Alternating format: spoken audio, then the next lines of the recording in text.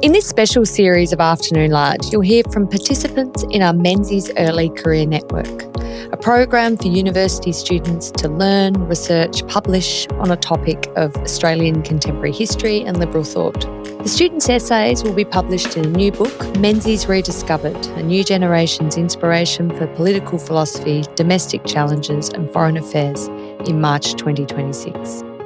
Today I'm joined by Jamie Robbins, who was a participant in the 2025 Menzies Early Career Network, and for that he wrote an essay on the shaping of the cabinet.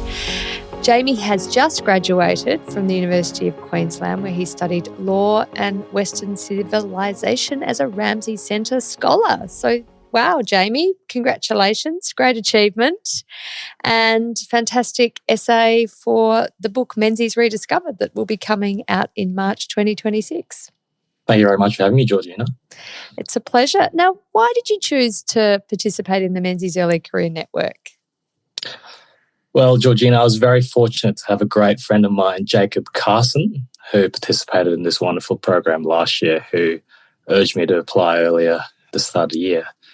And I thought it was a wonderful opportunity to not only analyse a bit of history from a more historical lens, as opposed to the more sort of legal literature type of writing that I'm used to, but also it gave me a wonderful opportunity to be pushed by other bright young scholars interested in Menzies and Australian history, but also a wide array of academics that we were very fortunate to work with, such as Zach and Damien.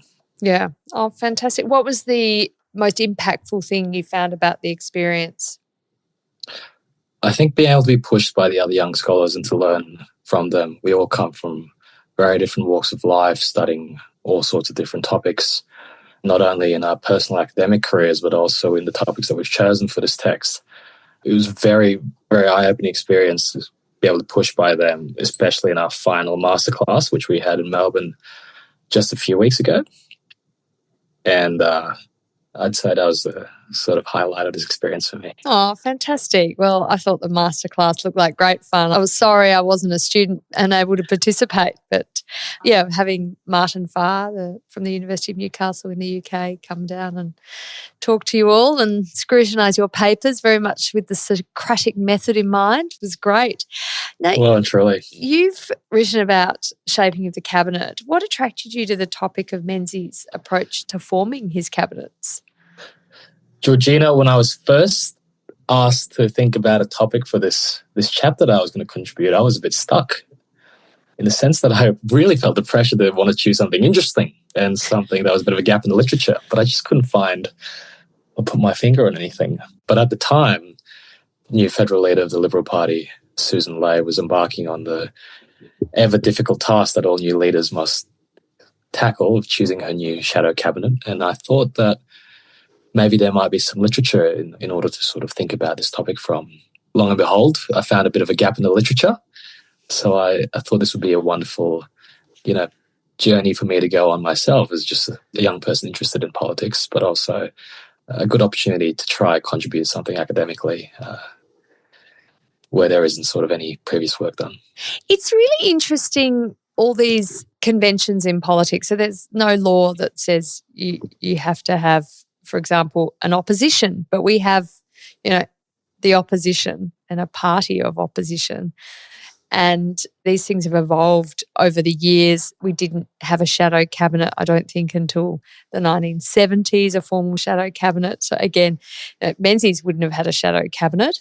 Yeah, I mean, what we take for granted today has evolved out of necessity, out of choices that were made. So Menzies, as I said, didn't have a shadow cabinet in the lead up to the 49 election. So how did he approach then forming government in 49 and selecting who to be part of his cabinet team? Yeah, you're absolutely right, Georgina.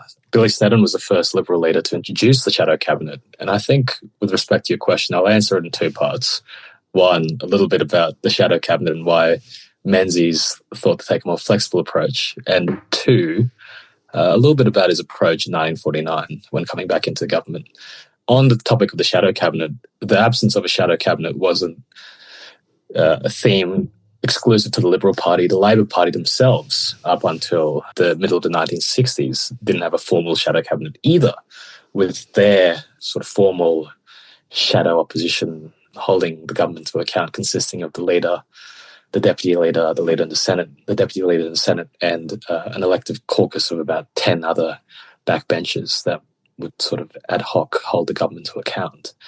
Menzies also thought to take a more flexible approach, preferring his backbenchers to speak more widely on topics, thinking that with opposition, with few administrative responsibilities, it acted as a greater training ground for members to expand their sort of topics of expertise in order to better represent Australians. That is not the case today, obviously. And I think there are many restrictions that have come from a 24-hour media cycle that mandates, oppositions to have specialists in their team on each sort of brief.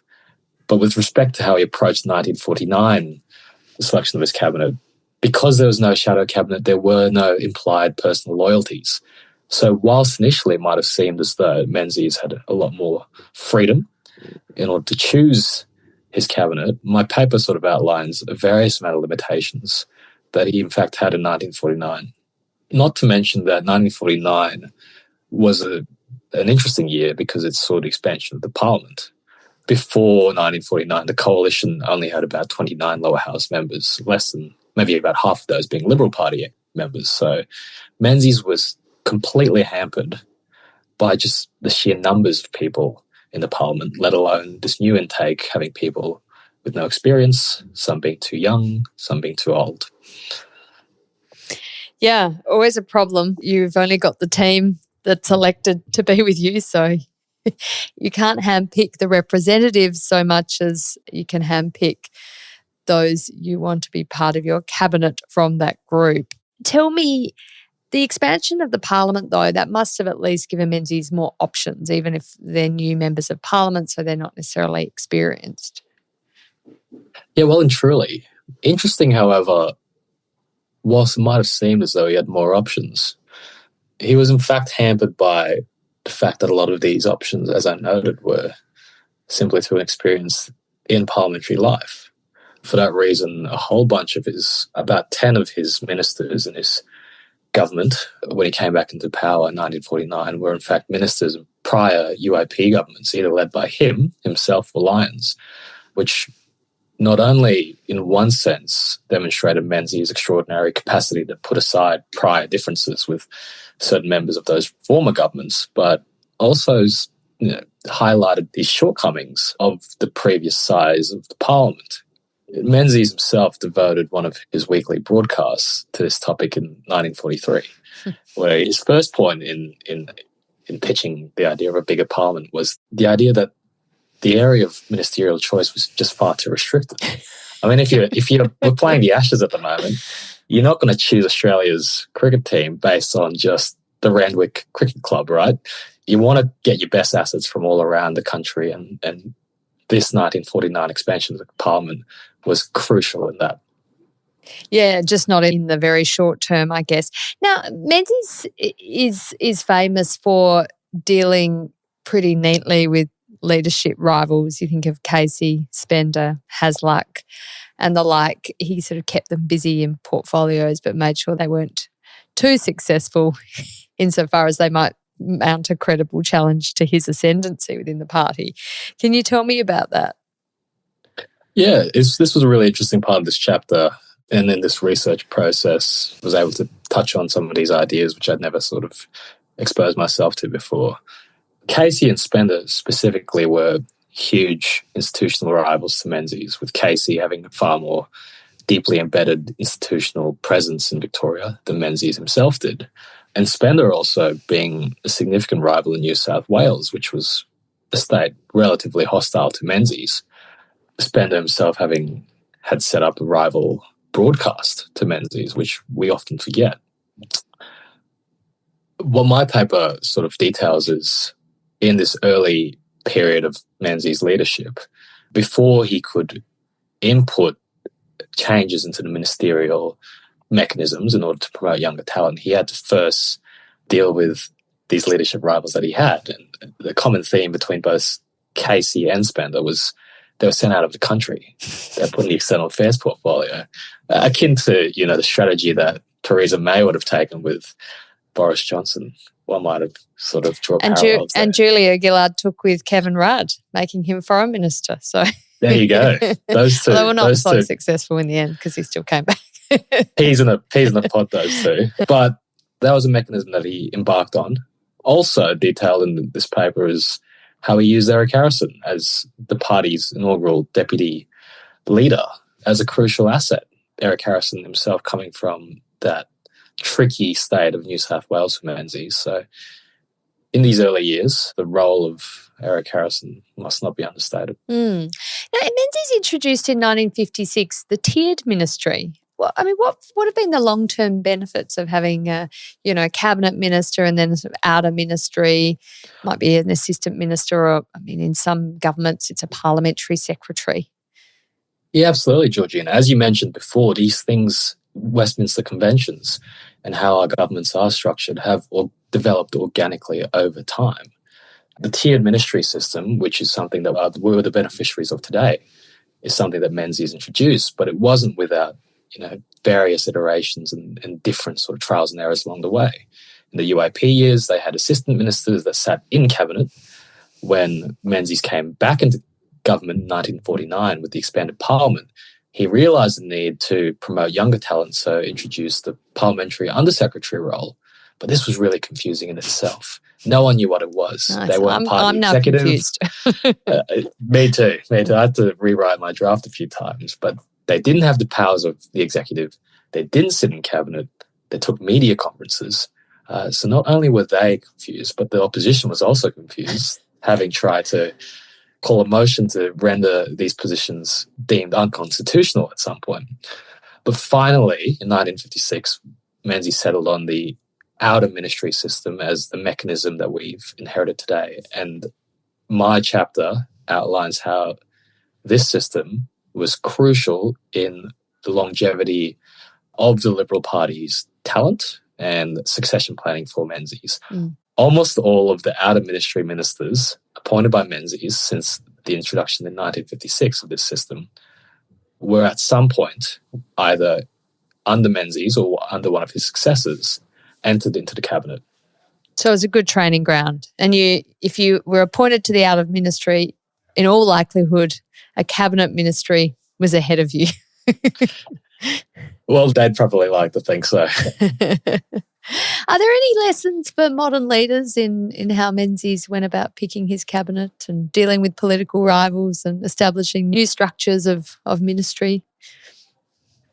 Georgina, I think that I came into this project trying to take a lot of practical lessons out of it.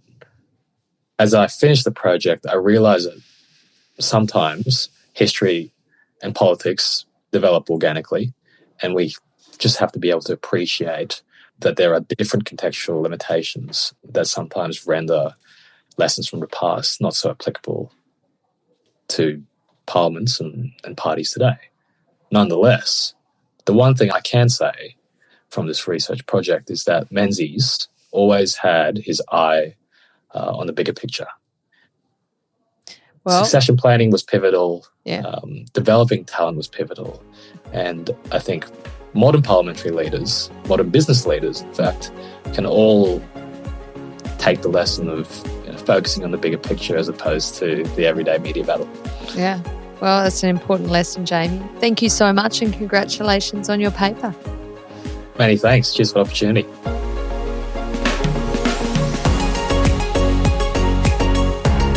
Thanks for listening to this special series of Afternoon Light, featuring interviews with participants in the 2025 Menzies Early Career Network.